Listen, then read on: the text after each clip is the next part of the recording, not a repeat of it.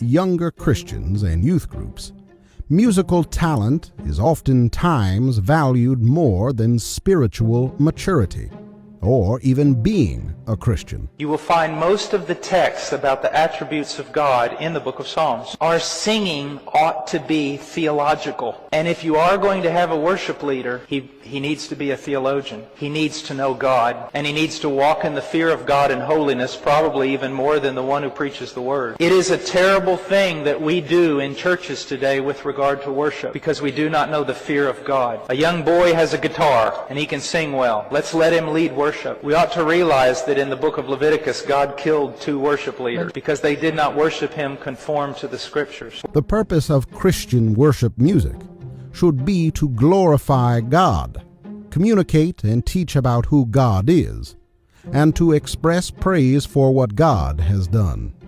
In other words, it should be God-centered.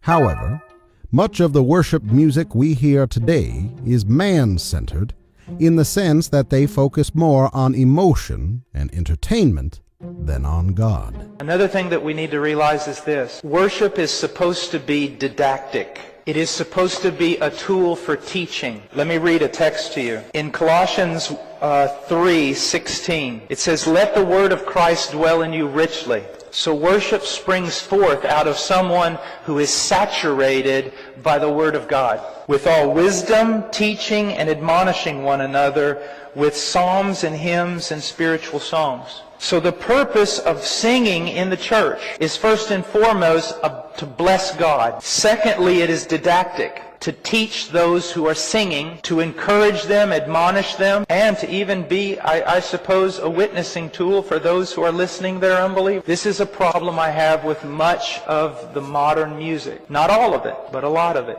They don't follow these principles. It's more about feeling. Now, I'm going to be very honest with you, and if you get angry with me, just forgive me. I'm an American. I'm rude sometimes. Much worship in the churches today is nothing more than a celebration of flesh. It is an exercise in emotion. If you begin to feel the presence of God during the high emphatic notes of the song, when the rhythm has been lifted up and the music is just glorious, and you only feel the presence of God then, it's not the presence of God you're feeling, it's emotion. I have known people, some of the holiest people I know, that will sit down and worship. They have no music. I'm not saying this is the only way to do it, it's not, but they have no music. Someone will say, "Let's sing hymn number 52. And they'll start singing. And then another person will say, after it's over, "What about hymn 103? And they'll start worshiping. They are some of the godliest people I know on this planet who understand worship deeply. And yet I'll bring people to that church who are all about the music.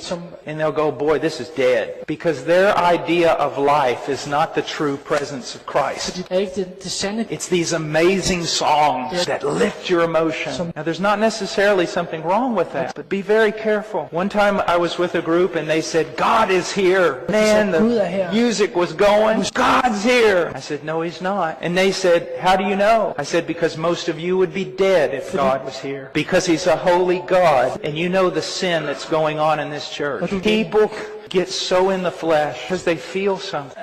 When it's always "bless me, bless me, bless me," joy, joy, joy, dance, dance, dance, something is terribly wrong. Hillsong, Bethel, and Elevation concerts are filled with extremely loud music that drowns out the sound of corporate singing so nobody can hear each other sing. They are designed to manipulate emotions with lighting, the pacing of the music, exciting songs that make people want to jump up and down even if they don't know God, and even fog machines to set a particular mood. The songs are often about how we feel and what we will do, rather than about who God is and what He has done.